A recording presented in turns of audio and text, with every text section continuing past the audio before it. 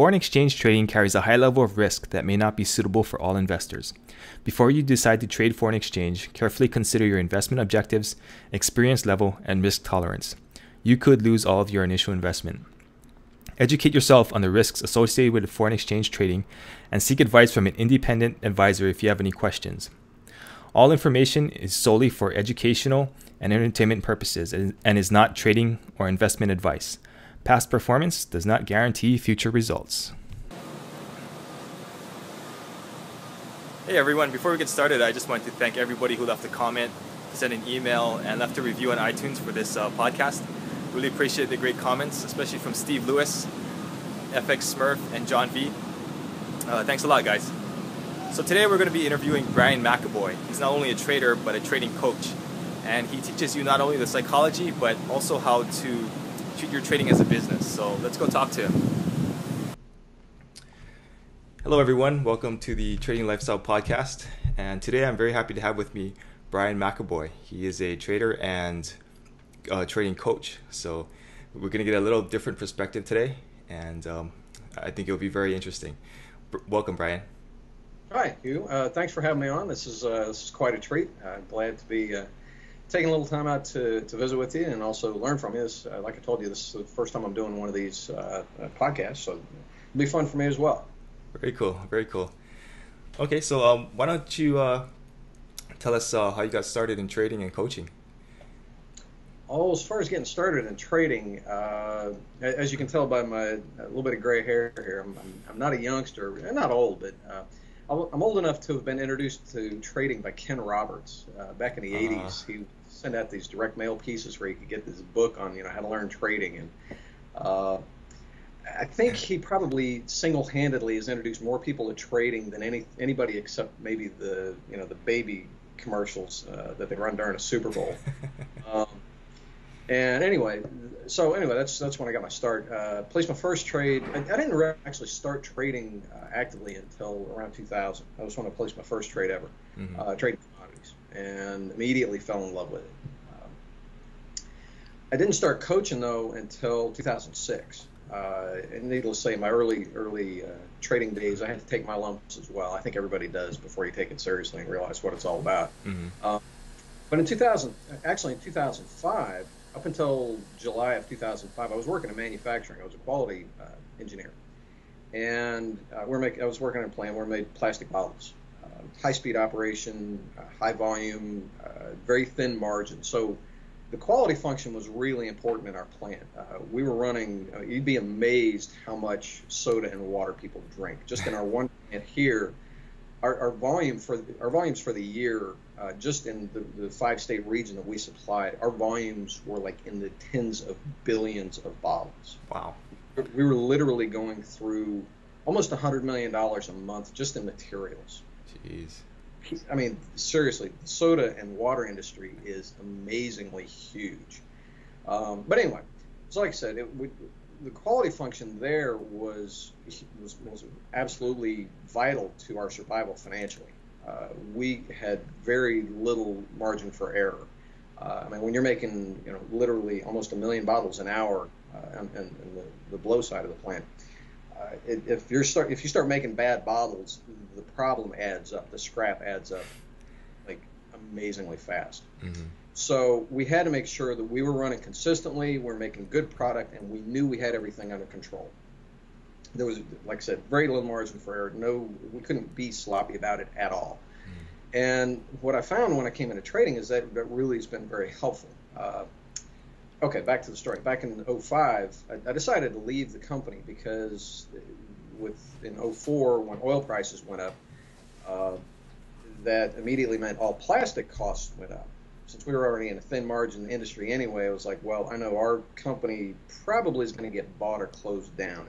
We were running so thin on our margins. It's like, okay, writing's on the wall. Decided to leave the company and start up a mortgage business of all things. And the second half of 2005 was not the time to be doing that. Unfortunately, and I'm really glad that it didn't pan out. I wound up running across a gal. She had answered an ad that I was running for loan originators. Well, in the middle of the interview, she tells me that she's a certified life coach with a specialization in emotional intelligence. And I'm like, wow, I didn't even know such a thing existed. And I've been through that training as a manager. Their focus is, emotional intelligence for managers in the workplace.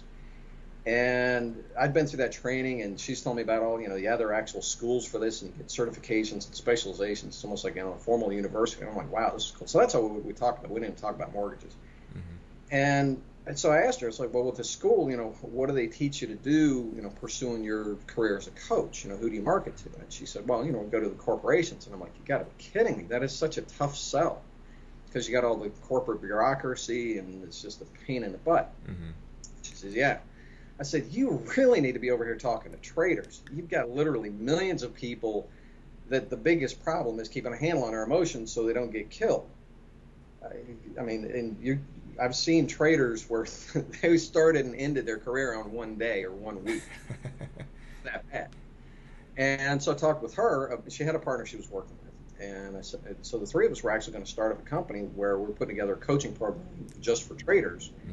And I was going to help market, introduce them to the trading world, and also help them custom tailor the program for traders. Well, they got cold feet because they realized that, yeah, this was a huge industry that really was untapped as far as what they were offering. And so they backed down. And I'm like, well, the need here is too great. And it was like, the pieces came together, and it's like, well, heck, I'll just do it on my own. I've been through the training, and I know what it's like as a trader, and I really understand things, because by then I'd gotten my act together as a trader. And so I wound up writing a book, Subtle Trap of Trading. Got that published, and just that's what I've been doing ever since, is helping traders get themselves together, treat their trading as a business, and understand the psychology of trading, which has been a really interesting journey over the years. Every year, every month, it seems, I'm learning something new, so it's not like there's any shortage of stuff going on, or learning or development of that kind of stuff. It's kind of like back to quality and manufacturing. It's like, I'll never be bored. There's enough here to keep me interested for the rest of my life. So same thing with trading. The industry, technology, the lay of the land, the markets, everything is always continually evolving and becoming more challenging. In some ways it gets easier, in some ways it gets more challenging for the individual trader. But the cool thing about it is, even though my background is engineering, I've kind of come full circle. My dad was like a total people person, and I was, as a teenager, I was on the other end of the spectrum. I was like the geeky engineer, shy, quiet. I would like fade into the background at social gatherings, and he was like the life of the party. And so we were like at opposite ends of the spectrum. As I've grown up and come around, it's like I've learned to value the people side of things. Even in engineering, though, that was part of why I like quality. I started off with mechanical engineering and doing stuff like that. But what I liked about quality engineering was, it's like engineering, but you have to factor the people factor in everything. That was what was cool about quality. Because with mechanical engineering, you could lay out you could have a good plant layout or design a good machine. But yeah, and it could be perfect on paper, but when you factor people into it, now it falls apart. With quality, it's like, no, now everything's totally centered around people in the middle of the process and making it work.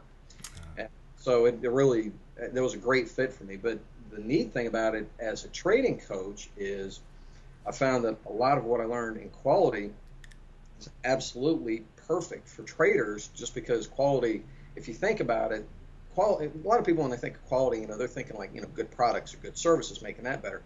But quality really is about good business, and making sure you have a good, efficient business that is intentionally successful, and you're doing what you want to do and doing it well. That's really what quality is all about. It's about having a good business. So perfect for traders, because it helps you get everything under control and get your head around it in a sensible fashion, and really kind of engineering your own success. I see. Very cool. So Yeah. From the trading standpoint, about how long did it take you to get good at trading? Well, from the time that I actually went full time at it till I really was, where I'd say, knowingly successful, probably about 2 years. 2 years. Yeah, my first 6 months, I was on the accelerated pain program. It was an amazingly fun ride, but I was like absolutely on adrenaline all the time, because I was trading recklessly and way beyond my comfort zones. Way beyond my comfort zones. And so every trade was totally high stress. I was having fun. And yeah, you hit a winner, and it was like so huge. It was almost like hitting a lottery, and then to have your account, take similar dives. It was like I'm amazed that I got through it without having a heart attack. So you're still trading commodities to this day? Yeah, I primarily focus. I started off actually with options in the commodities markets, and I've over the course of my trading, I've traded forex, traded stocks. I don't trade stocks anymore. With stocks, and I've gotten back to just doing kind of the long term stuff with stocks, not really trading. But again, I've traded forex, done the day trading thing. I've kind of come back to longer term trading in the commodities market. It seems to suit me best. And really, as far as my time invested, that's also where I found I make the best money. With day trading, it was okay. The money was good. It was nice having the daily hits and all that kind of stuff. But for the time that I was having to put into it, it really wasn't really as personally profitable, so to speak. My hourly rate wasn't nearly as good as the longer term trading. I see. So, does that answer your question? Yeah, definitely. Okay. So as far as the people who come to you for coaching, does it really matter what market they're in, or do you just kind of take it as trading is trading? No, trading is trading. Okay. It really is. I mean, especially for what I'm doing, because I don't really teach specific trading strategies or specific trading methods. And the methods that people do ask me for, because I have a lot of people come to me and they really have nothing in hand to work with, and they're like, "Can you recommend something?" So there are a few methods that I will recommend to people. Personally, I like Andrew's pitchfork trading. I like swing trading, channel trading. General methods I like. Trend trading for me didn't work out so well. I'm kind of a contrarian. I've always like challenged authority, and I really don't trust the trend and stuff like that. So.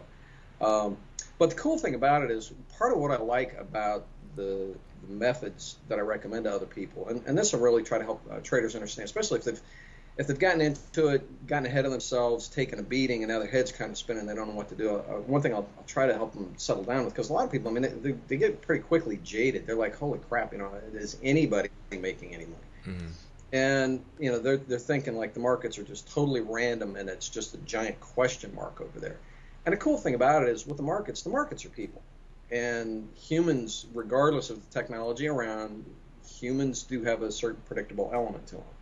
And that's really get a competitive advantage in trading. And if you look at the charts and a lot of the methods that are out there, they might be all highly technical, and you're just looking at charts and formulas and numbers on a screen, stuff like that. What you're seeing on a chart is a human response to what's going on in the environment within the markets. It's still people that are driving the price. Price isn't this anonymous entity floating around in some black box. It's people. It's a thing being driven by people. And so what you see with the pattern trading is when there's something that's happened in the marketplace that's prompted an emotional response amongst the crowd, the investors in that particular instrument.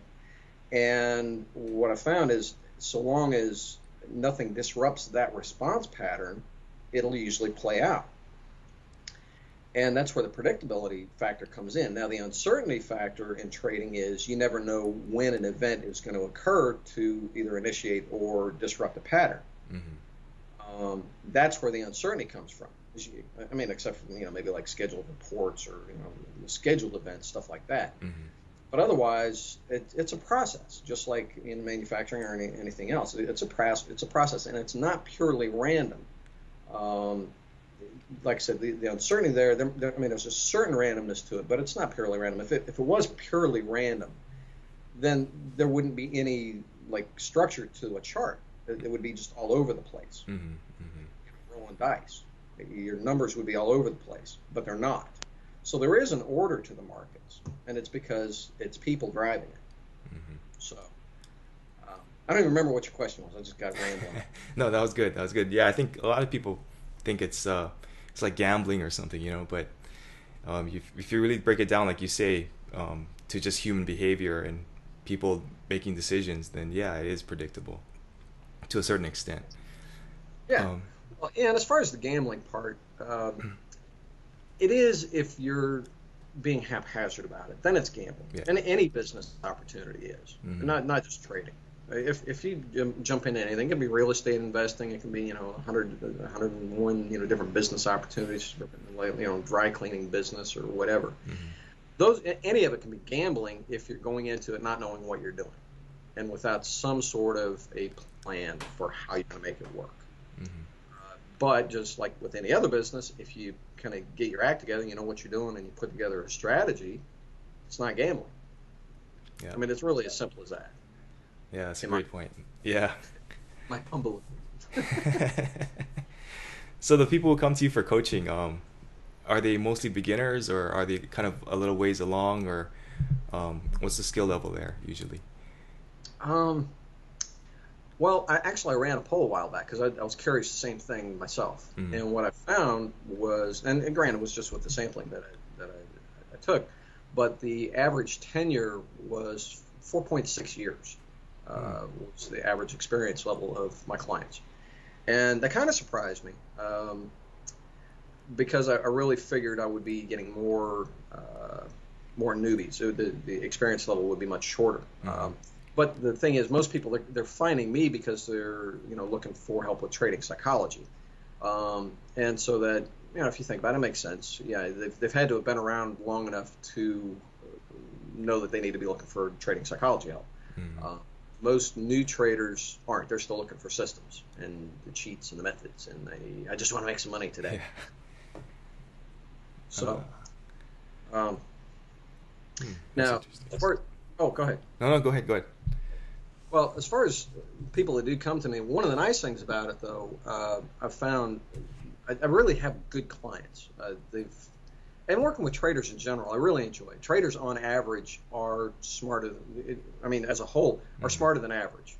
You just don't get to where you can become a trader if you're an average person. Average is not doing that well. And it's been, there have actually been studies done where it showed, the IQ of an average trader is higher than 100, which is cool. And I've also found that most people that get into trading, most really are sincere, good people. They're looking for something that they can do. They're not lazy about it. They want something to do themselves to secure their future a little bit and or make a better lifestyle for their family. A lot of my clients, they're doing okay financially. I've been amazed in the last 2 years how many programmers. Oh yeah. For clients, guys that work for like Google or Microsoft or some of the other big computer companies. Yeah. They're doing okay, but they're looking to get out of the corporate world, and they also understand that a salary job is nice, but with salary it also means you're still answering to somebody else. Your time is controlled by somebody else, and your income is still controlled by somebody else. And they're looking for that freedom and flexibility and control over their lives the trading offers, which I applaud. I think it's great. I think anybody and everybody should pursue at least some point working for themselves, just so they know. It's a learning, it's a self-discovery process when you go out on your own, instead of just following, being led by somebody else and having other people dictate your life. When you strike out on your own, you learn a lot about yourself. Then it also gives you the opportunity to really fulfill your potential. Whereas with a job, no, you're limited. There's certain positives to having that structure and everything, but like I said, I think everybody should at some point break out on their own. And trading is really good because it's like any other business from a personal discovery standpoint. Trading is like on steroids. You're really going to learn a lot about yourself. Yeah, and if seriously, if for no other reason, and I recommend it to everybody, with friends of mine, colleagues, people that I know locally here. I'll tell them you should try trading, just if nothing else, because of what you'll learn about yourself. They otherwise probably won't ever learn, and it's all beneficial stuff. Yeah, definitely. So being that the average trader that comes to you is about 4 or 5 years along, what are the typical issues that they have with their trading?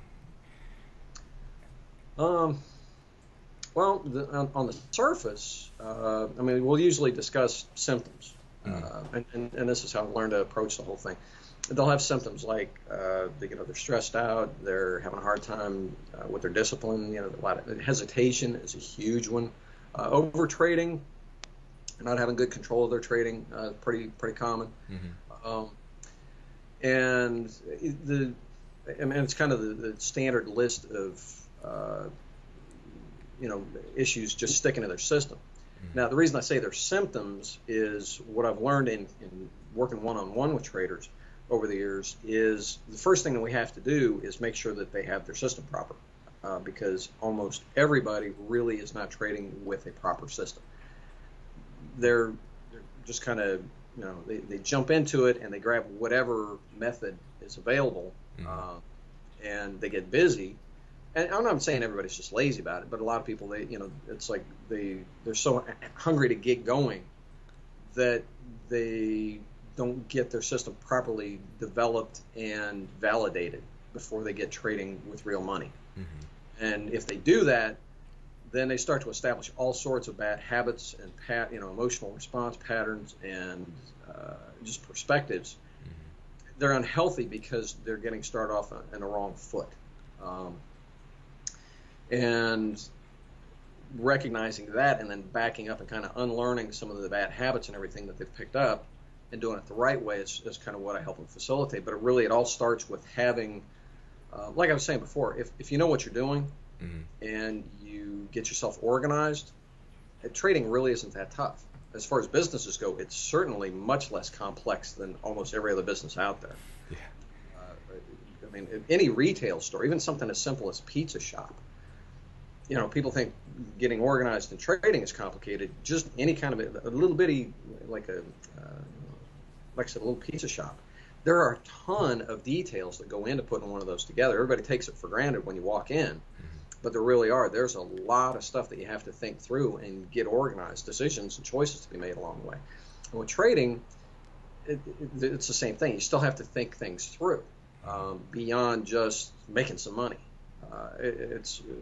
With trading, a lot of people will jump into it and they have this notion, usually just because they haven't worked for themselves before, is that if I can just get making money, then somehow, and they're not really consciously thinking about it, if I can get profitable, then everything else will just kind of fall into place and I'm fine. Whereas that's not true, and that's where actually a lot of small business owners run into the same thing. I do local business, or I consult with businesses here where I live, and you'd be amazed how many companies and even professional firms have been they've been in business for like 5, 10, 15 years, and they're just struggling because they started off, they just got busy, and they might have even been able to build up a decent sized organization, and they're still really trying to figure it all out. Their butts off, not making any money, they're keeping it alive, but it's like help. So in those regards, trading, it's the same thing. Oh, I see. So, I mean, when you talk about getting their system right, do you recommend doing a lot of back testing, or just kind of just forward testing with things, or just what do you recommend as far as that? Well, believe it or not, step one is really just getting it documented. It still blows me away how many traders don't have things documented. And that's kind of going back to when I was working in manufacturing and what all that quality stuff brings to traders.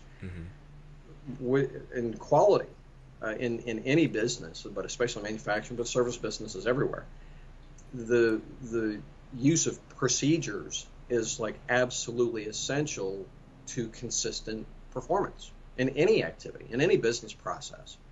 It's just writing it down, because if nothing else, that forces you to think through your process of what you're doing. I mean, if you think about it with trading, it's a decision-making process. That's really all it is. You take in information, you evaluate it according to certain criteria, and you make a decision based on the available options, and then you act on that decision. That's really all trading is. So your trading system, and where a lot of traders, they get hurt by what's already established and out there, and they don't understand this. Most traders, when I ask them what a trading system is, they're thinking, well, it's my rules, it's my indicators, and the images that come to mind for them are, the charts and numbers and indicators, all this kind. That's what the imagery that comes to mind, and that's why they have a hard time getting theirs written down. and getting it, organized just as a process. Um, but if when they go to write it down, that's where they're running into problems. But that's also why they're having such a hard time trading consistently, is because they never get that process figured out. And so many traders, they think they're kind of doing the same thing every day, and they've got a consistent process, but they don't. So again, back to quality, that's like quality 001 in any business, is at least get your processes defined and stabilized. I mean, that's how you get things systemized, is getting it figured out what you're doing, and that way you can do it on a repeatable fashion. So that really is square one, is make sure you got your system documented, and you have it documented well. And and there are certain things that go into that. And if you'd like, later on, just the other day I was making a short video that explains a real simple 3-step process to properly document your system. It's about an 8-minute video, but it talks about the considerations that go into that to make it a user-friendly document. And when you have a good trading system and it is documented well, it actually really gets easy to follow. The problem, and it's funny, I know a lot of guys and a couple of gals who create systems and sell them, on ClickBank and other places. And they're good people. They're not scam artists. They're not. They're sincere in what they're doing, and they do create good systems. They work. But it's funny because their frustration is the same as all their clients. The people, they'll come along to buy their systems, and they'll try it, and like 30 days later, they're not using it anymore because it wasn't working for them. And the clients are thinking, that they're getting ripped off. And the guy who wrote it, he's sitting there saying, no, it works. I've been using it for 5 years. And so they both have the same issue, is they're unhappy that, the client tried it and it's not producing the same results. Well, the problem is the guys who are creating the systems, they don't know how to properly document it so that it's easy for somebody else to use. That's the big problem. They might be good at it, but in teaching somebody else how to use it, and especially in a home study type thing, or where they package it up, they're not communicating it well, and because they don't understand this aspect of just business activity and setting somebody up. That was one of the other cool things that I loved about quality, is I really got a good look into the whole world of setting up training systems. At the plant where I worked, we had a little over 180 people. I think when I left, it was about 187 people. And I was responsible for the whole plant, making sure every job was well-defined and documented, and procedures and work instructions, forms, all the documents that they needed for their job was set up, and the training systems to go with it. So that anytime anybody new came in, it's like it was up to me to make sure that they would be able to get up to speed on how to do their job and do it well very quickly. And it was cool because I really hadn't been introduced to that side of things before in the workplace. And it was neat because it was all across all the different departments. It wasn't just within my own department. I had production in the front office and the warehouse and maintenance and logistics, and it's like, wow. Yeah, I'm having to kind of get my head around every job in the place and help get it figured out and how to do it well, but also set up the training systems and the procedures and the documents so that now the system's in place, and pretty much anybody that walks into the door, they can walk right into their job and they get up to speed, and they're doing a good job pretty quickly. And it was neat. But like I said, same thing goes for traders. I'm really kind of doing the same thing for traders. I set up a training program so that they learn how to be a good trader real quickly. I really, my goal when somebody comes to me is not to have them as a client for life, because they're coming to me wanting to learn how to get successful trading. Well, I don't want that to take forever. I want to get them self-sufficient as quickly as possible, where they don't need me anymore. I've made some great friends, but they don't need me to be a trader anymore. With their trading anymore. That's taken care of, and that's cool. What else? Don't give a really long-winded answer. Sorry. No, that's great. That's great. I mean, amped up. Yeah, I get excited about it too. So it's great to hear somebody talk at length about it. So what are kind of the goals that most of the traders who come to you have? Like, do they want to trade full time, or are they just trying to supplement their income? Or no, most of them want to trade full time. Oh, okay, interesting. Probably 80 to 90% of them.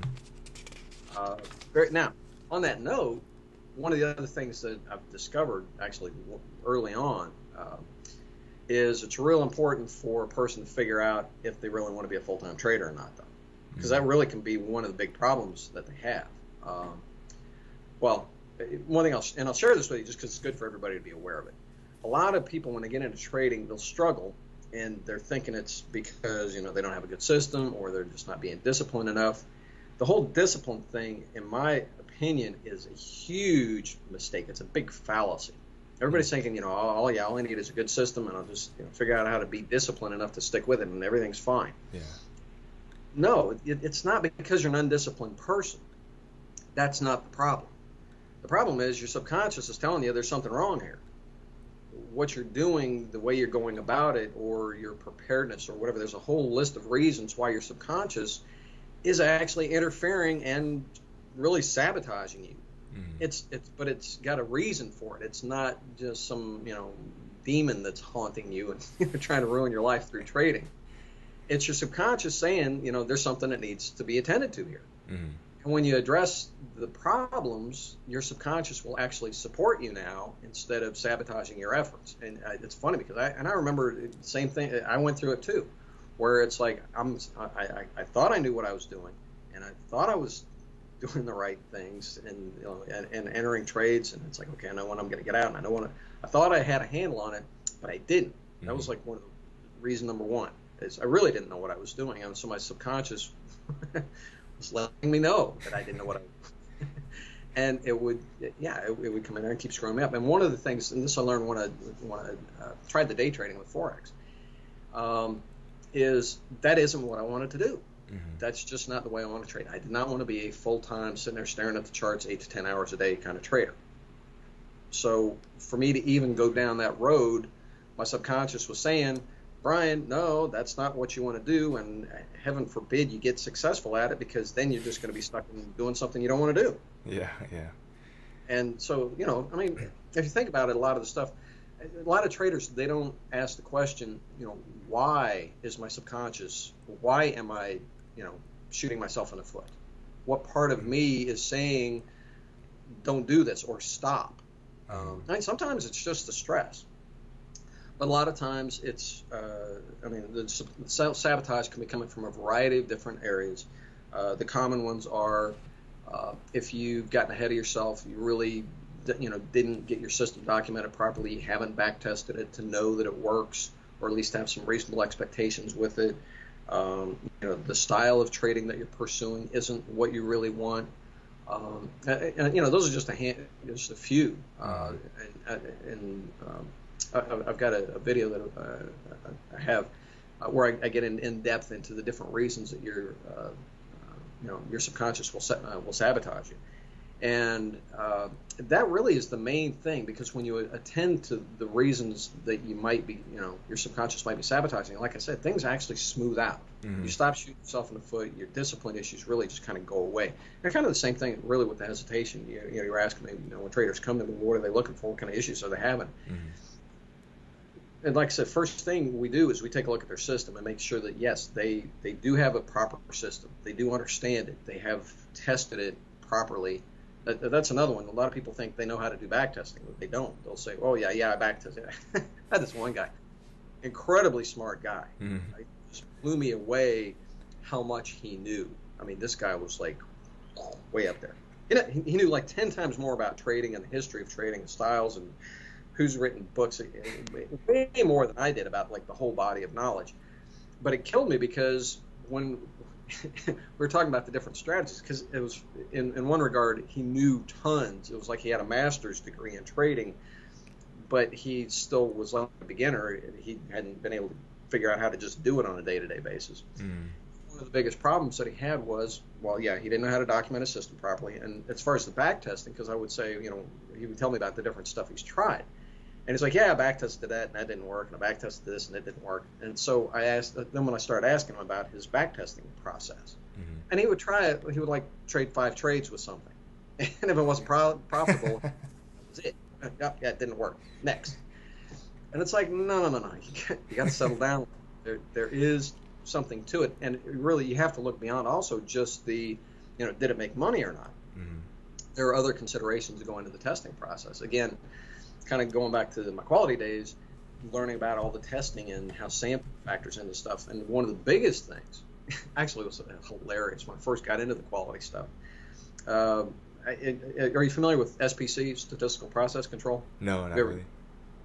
In manufacturing, and actually, fortunately, in the 90s, the industry did a good job of making it more prevalent. But anyway, in the 90s, SPC was a big thing. Get your process under control. Control charts and all this kind of stuff. And a lot of the stuff in the 70s and 80s, where it was just quality by inspection, were going away. But there were a lot of buzzwords going on, and of course, in the big corporations, you have a lot of political players, and they love just jumping on buzzwords. And one of the things out of quality was the capability index. And in a nutshell, the capability index is a single number that basically says, yes, your process is under control and you're making stuff within spec. In a nutshell, that's what it's. And of course, the managers and upper management, especially, and the political players, they're like jumping on that. Oh yeah, CPK higher than 3, we're good to go. We're going to be making good bottles all day long. It's like, no, because you have to understand the sampling, and you can't just live off of one number.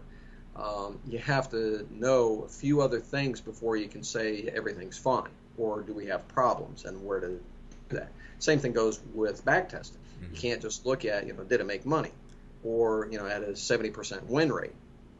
You've got your expectancy, your profit to loss ratio. Of course, the win percent comes into play, but then looking at things like your average winner, your actual reward to risk. A lot of traders love talking about risk to reward. They're saying it backwards. They have a risk to reward of 3 to 1. It's like, I hope not. Yeah. Hopefully, it's reward to risk of 3 to 1. But you have to know what the system's actually delivering. One thing I was really surprised when I helped people with the back testing was that they would think that if they were using that as a decision factor, they were thinking that they had a 3 to 1. But in reality, it was more like a 1.5 to 1 as far as what the system was delivering. They weren't getting anywhere close to that 3 to 1 that they thought. And so, just looking at the different metrics and understanding how to read them, because numbers by themselves don't mean anything. They really don't. It's kind of like, in the, like with the elections going on, looking at the political poll numbers, they can be manipulated. You have to understand how they're created so that you know what they're telling you and what they're not telling you. And especially true with trading metrics, because I can play around with the numbers, and I can take the same set of data and I can come up with 5 different sets of numbers just because I know how to manipulate them, the math behind the statistics and everything. So with numbers, you have to know what the assumptions are going into them, how they were generated, and what they're telling you and what they're not, so that they actually have meaning and now become useful. Otherwise, they're just numbers, and you can really be flying, blindly if you don't know how to do that. So, did I answer your question? Yeah, it makes a lot of sense. Definitely. Excuse me.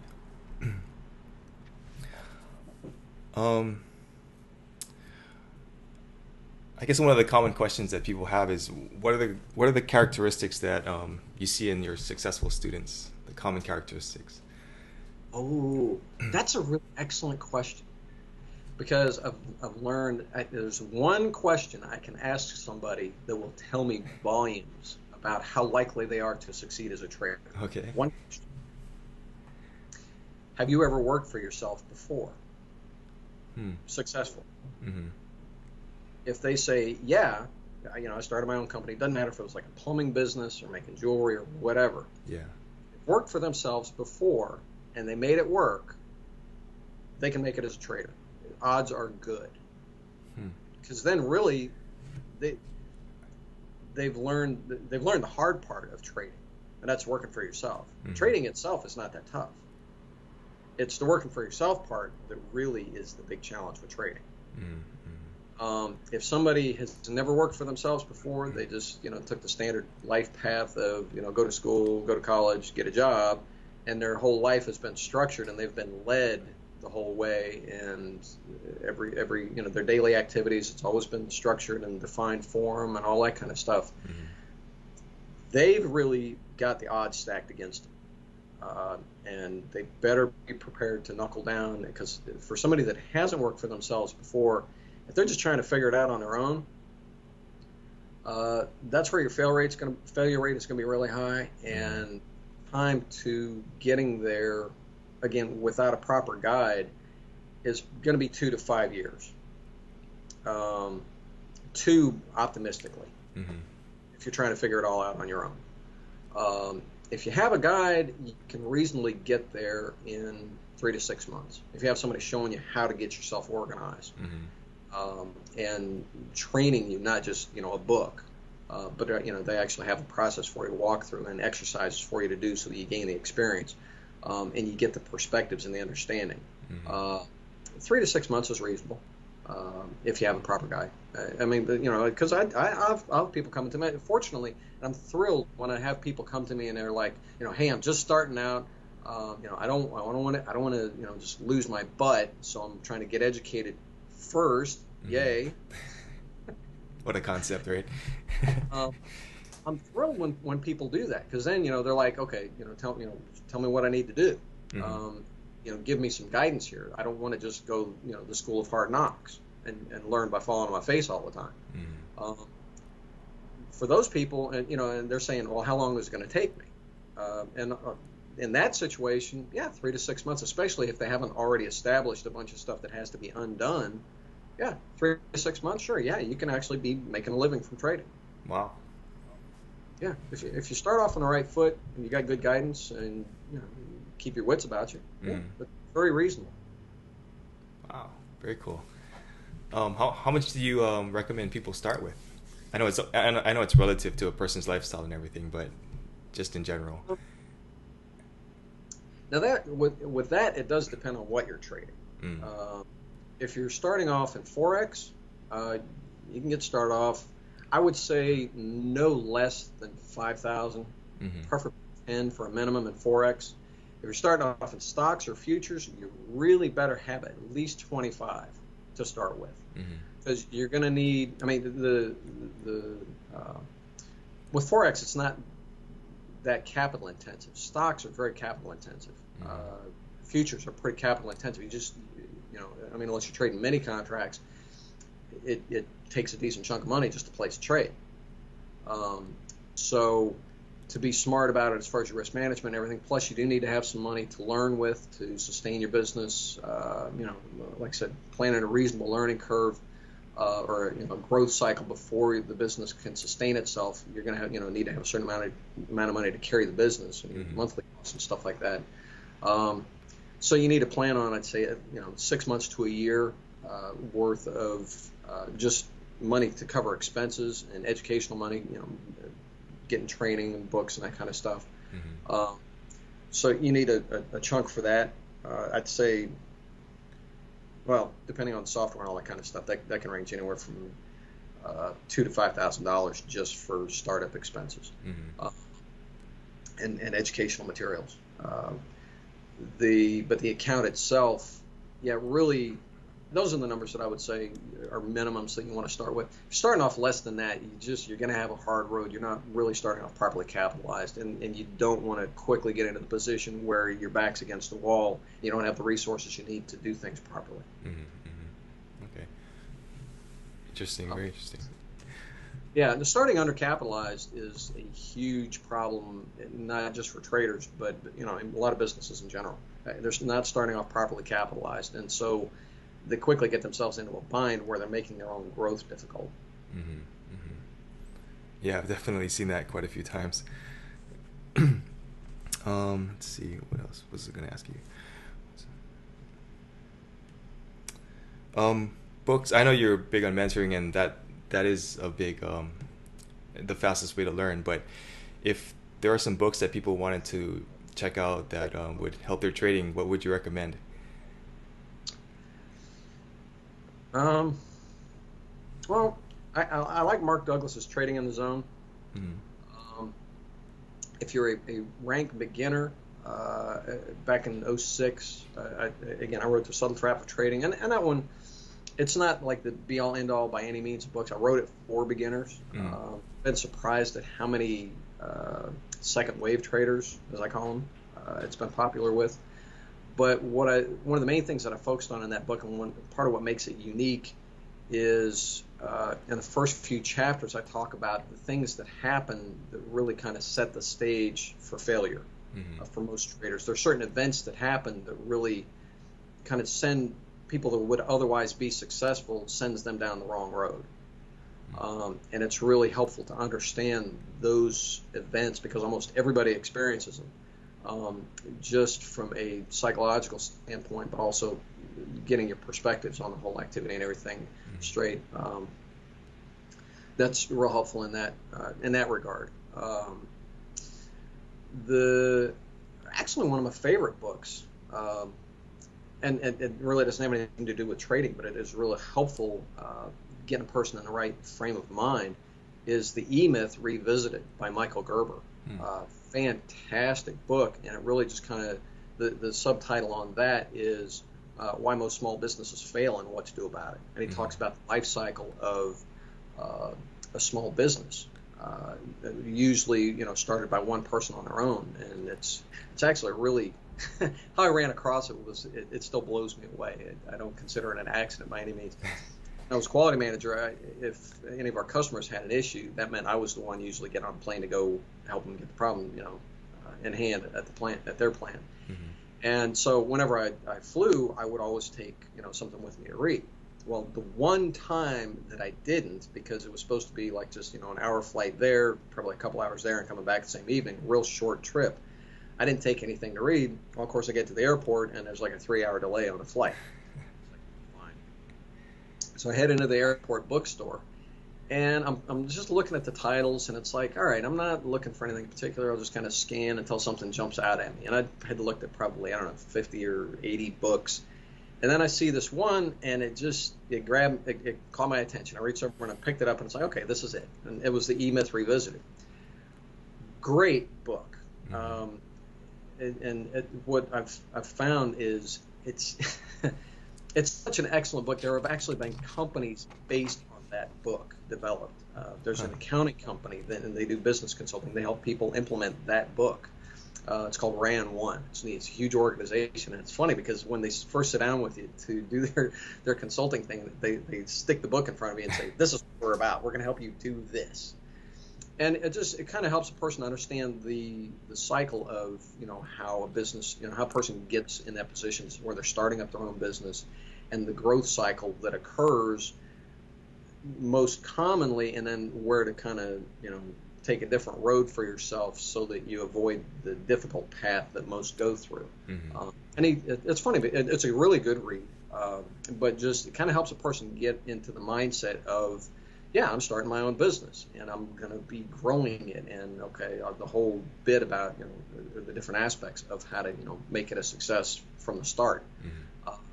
That's one I definitely highly recommend. It's an enjoyable read, but also just for helping you get in the right mindset about the whole activity of trading. Probably close to the top of the list if it's not right at the top.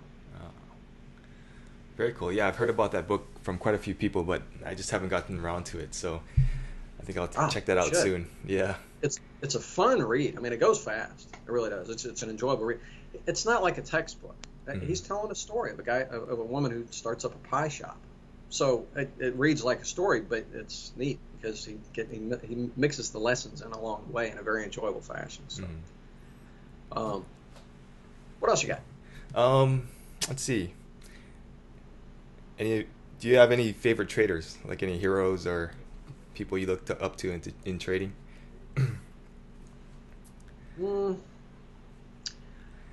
Yeah.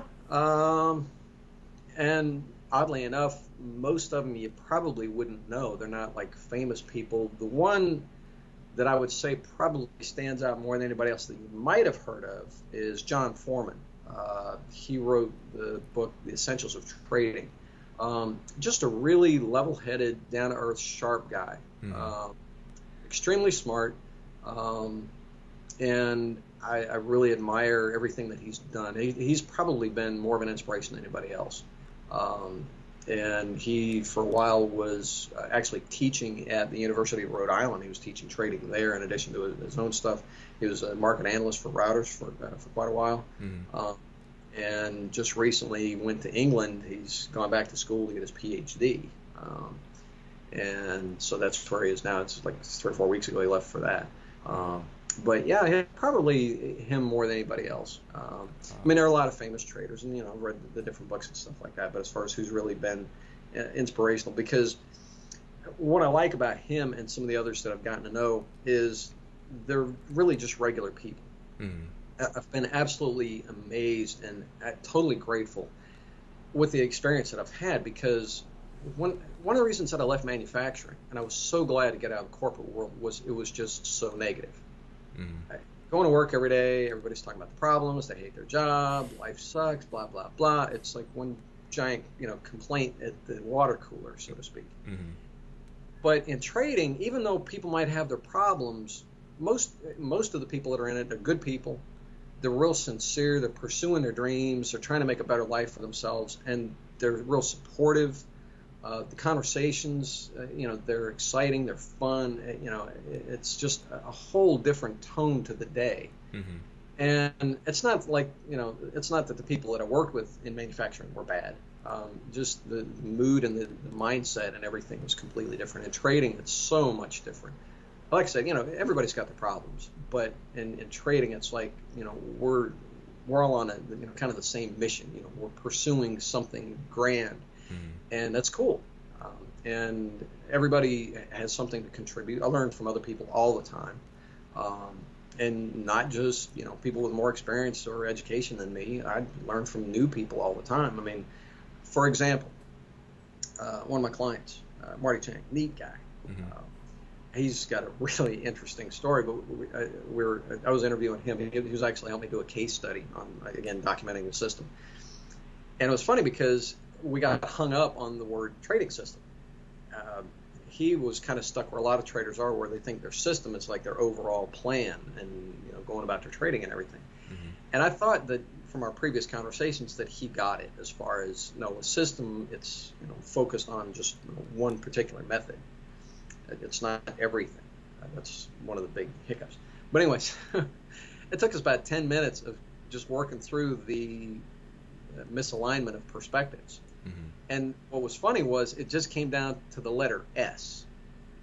Because if I would, before we got on our call, if I would have said, send me your trading systems instead of system one, mm-hmm.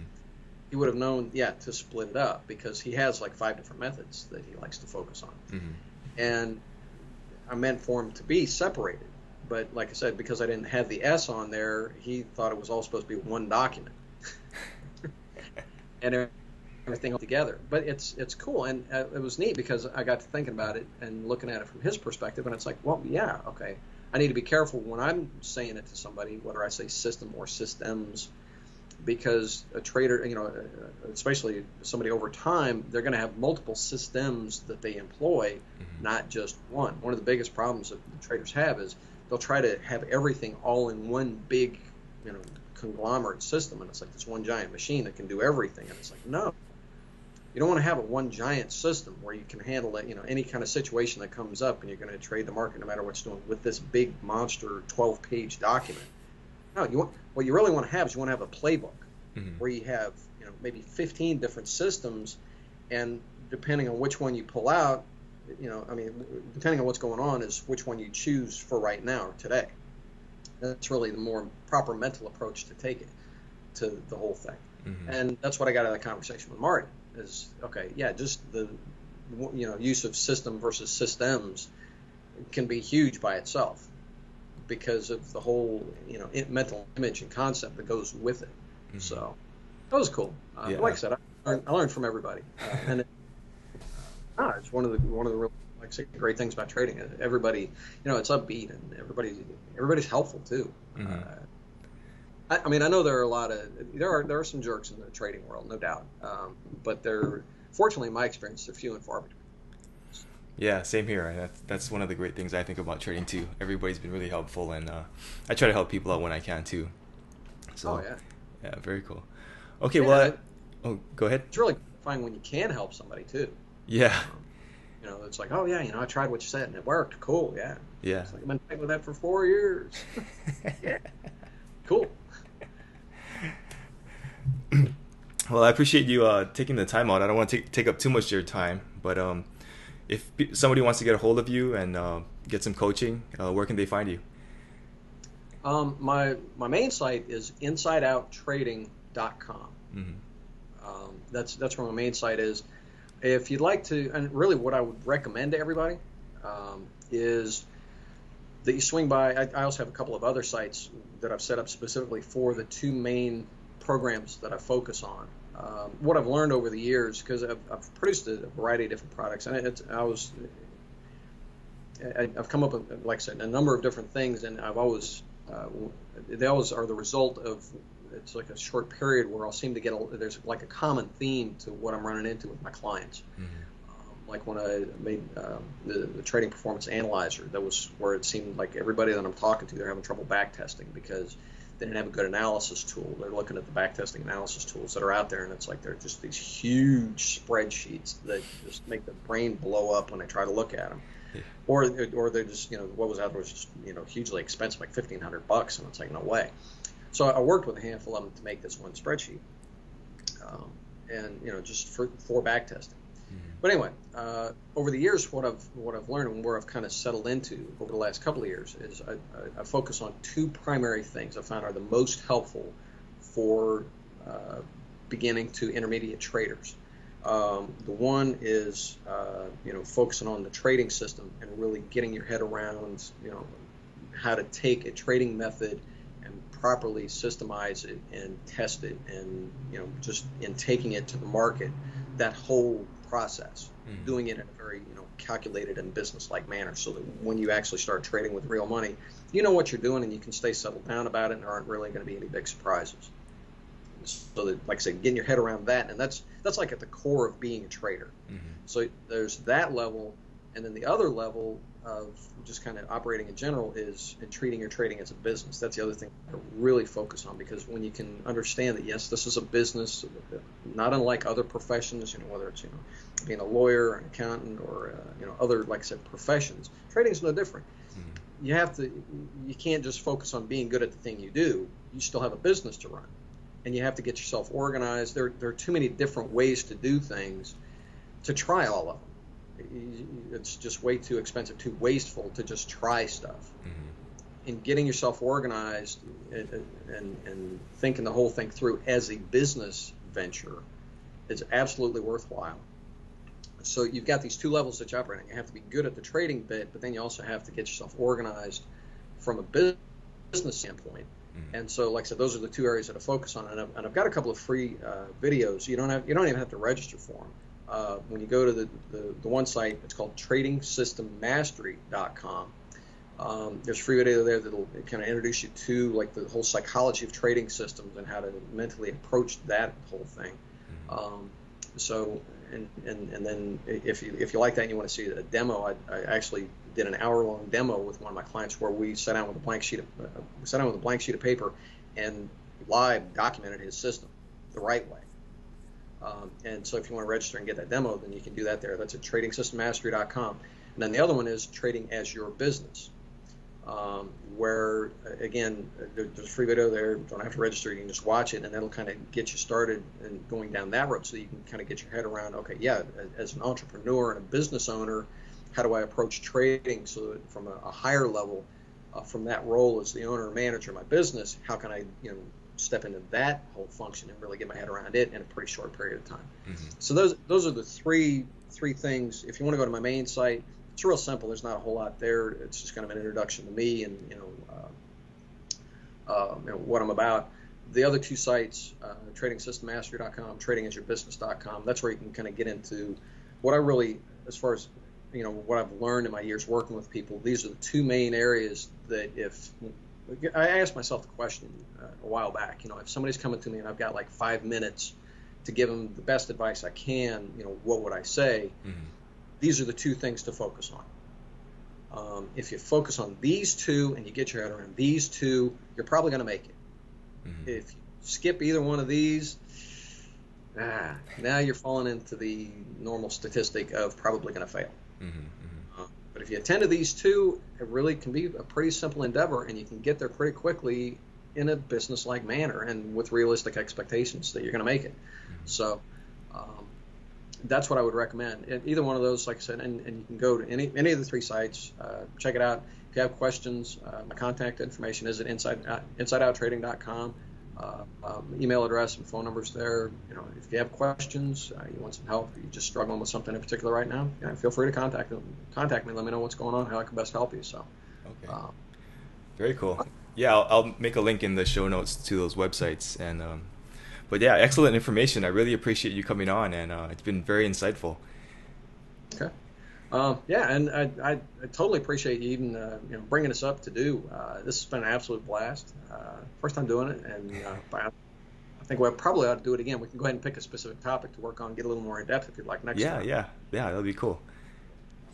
And if you want, just for fun, and also because you do have your own people that are in your sphere of influence, so to speak, to actually help you guys out. I know everybody's got their considerations, personal considerations going on with the economy and everything. For your people, when you come to the site, if after looking at the videos and everything, you do want to take a look at the trading, if you put in the coupon code HEROES, it'll save you $100 for your people. So very cool. Also make it a little easier to go ahead and get introduced to what I do.